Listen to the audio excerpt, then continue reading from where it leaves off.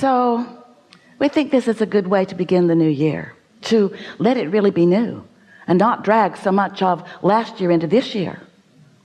So we are eager to talk with you about you creating your own reality. And we want to awaken within you your realization of your vibrational contribution to every moment in time.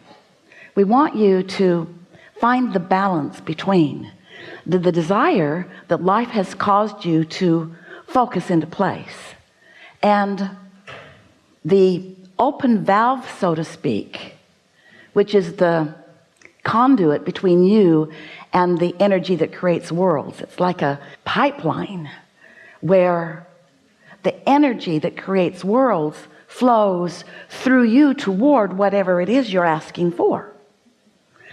And the balance of your asking and your allowing of that energy to flow is really an important thing for you to consider. We want to talk to you about it in a way that might feel a little new to you, because it's that balance of desire and belief that equals not only what happens and how it happens, but how it feels while it's happening.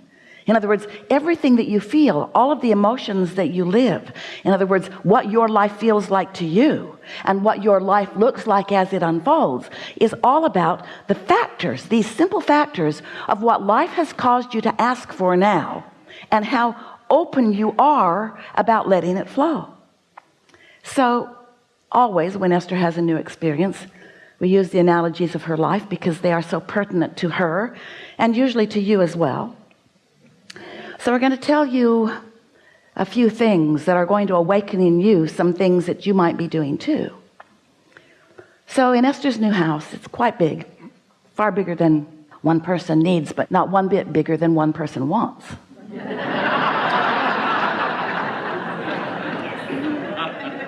So here it is, and now it's the day that a photography company is coming to take a picture of the award-winning pool. It has a fire feature. Push a button and fire happens. Esther was very eager. She had not seen the fire yet. She was standing inside. She took her place inside her living room, looking out across the pool. And when the fire came on, it was beautiful, but it made a sound in the attic, a sort of howling sound. Well, when something howls, there's usually something wrong. So she went outside and she said, might want to turn that off. I think the house is going to blow up. I don't know what's happening, but maybe somebody wants to go up in the attic and see. So someone went up in the attic and the gas line was straining. It was obvious. Well, that was not pleasing. And so the contractor came, a lot of people came, and began speculating what was going on. But the general consensus was there was not enough gas going to that fire feature. It wanted more than the pipeline could provide. So it was asking for more. So Esther is just thinking, you guys are stupid. You should have thought that through. There are calculations. This many things needs this much gas, and those pipelines need to be this big, and so forth. She tried to be nice, and mostly was, as they explained to her, there were only a few interior walls that would have to be removed. And Esther explained to them there were going to be no interior walls removed. Tear out the outside of the house, but don't mess with the inside of the house.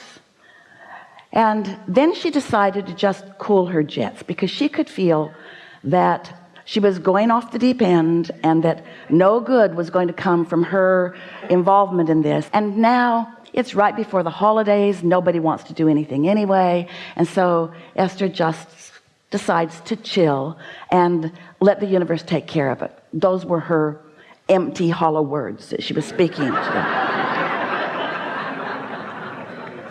So then she's enjoying her house. Everything else works as long as she doesn't turn on the fire. or the pool heater, or the outside fireplace.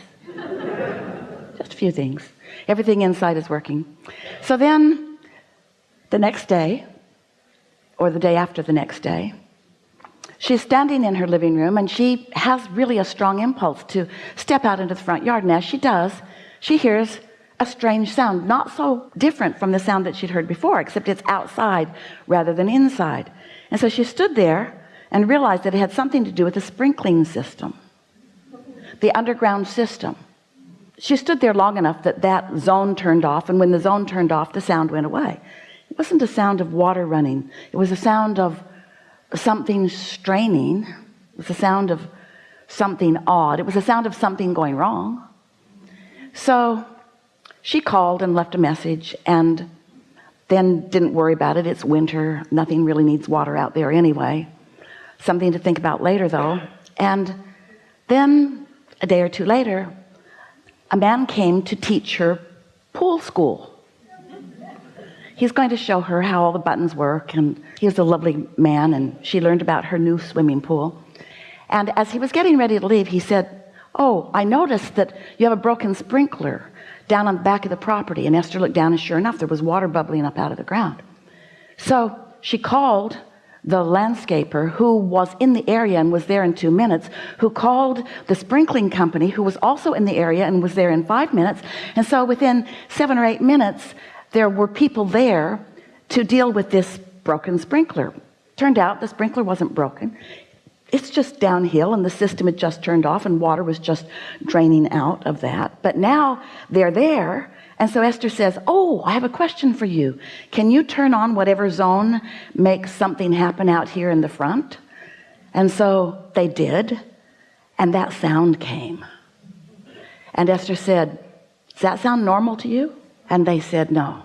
And so they were there for a while and figured out that someone had wired 2 zones together so that when either zone was calling for water, both zones were calling for water, and there wasn't enough water for both zones. And so the demand was greater than the supply. You getting a theme here?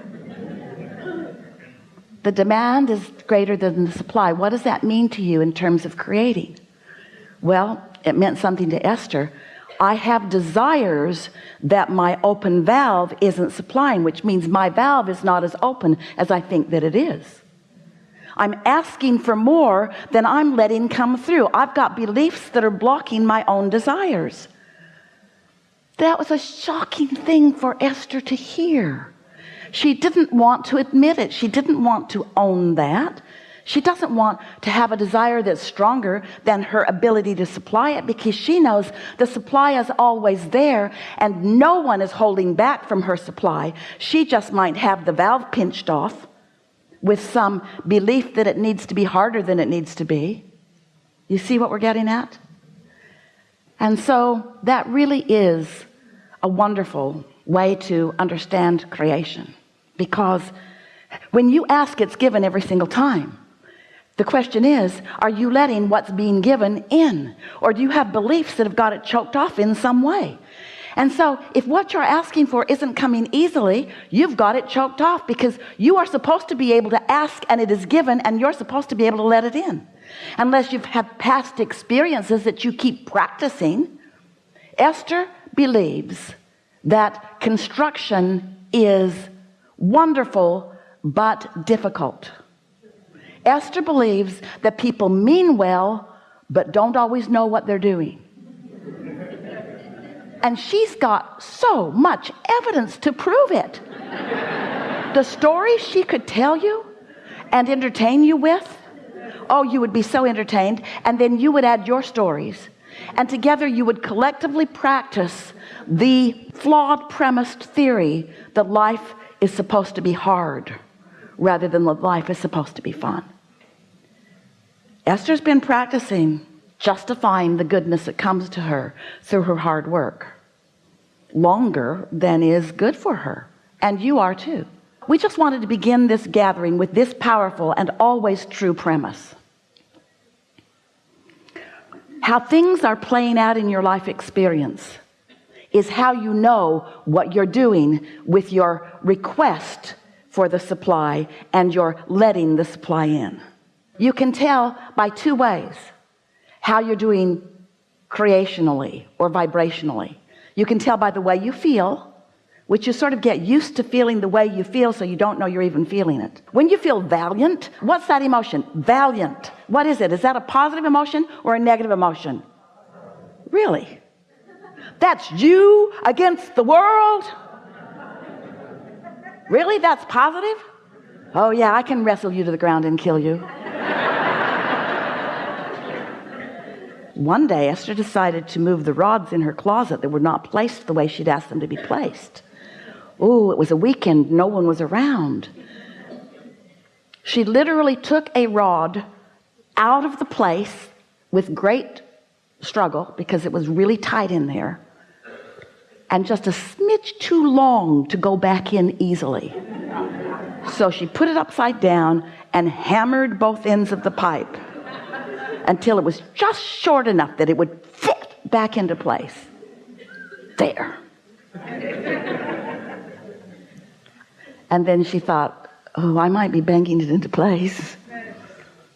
Could have just waited. A nice strong man would have come and done that for me in 2 days. Except I wanted to do it today because I wanted him to be wrong. Told him it was too long. All 27 of them. Told him it was too long, but they know better.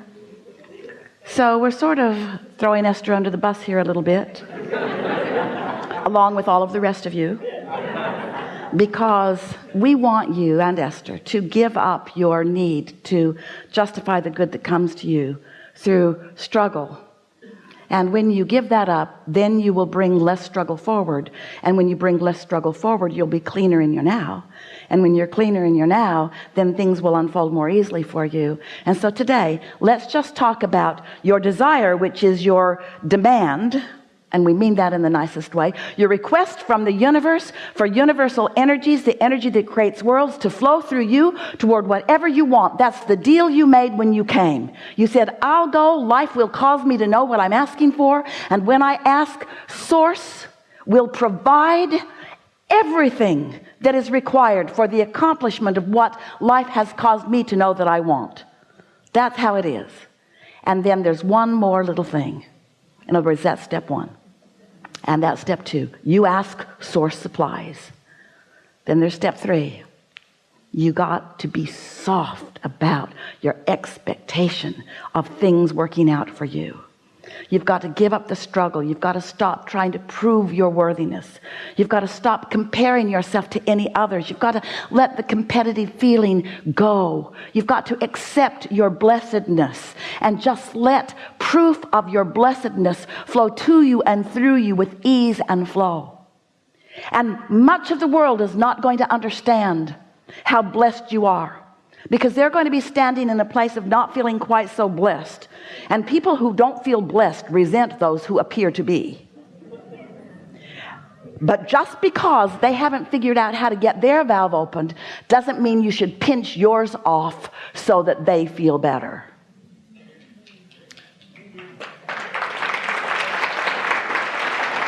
And so we've enjoyed this interaction immensely. We're eager to talk with you about whatever it is you want to talk about. We want you to know that Esther is living happily ever after, and that we appreciate all of her fine-tuning, and we like how willing she is to get out there and live life, and how willing she is to ask for more energy than she can accommodate, and then see the results of that imbalance, and then do something about it. That's the dance that you're all playing. It's the balance between desire and belief, desire and belief, desire and expectation, asking for it and letting it flow.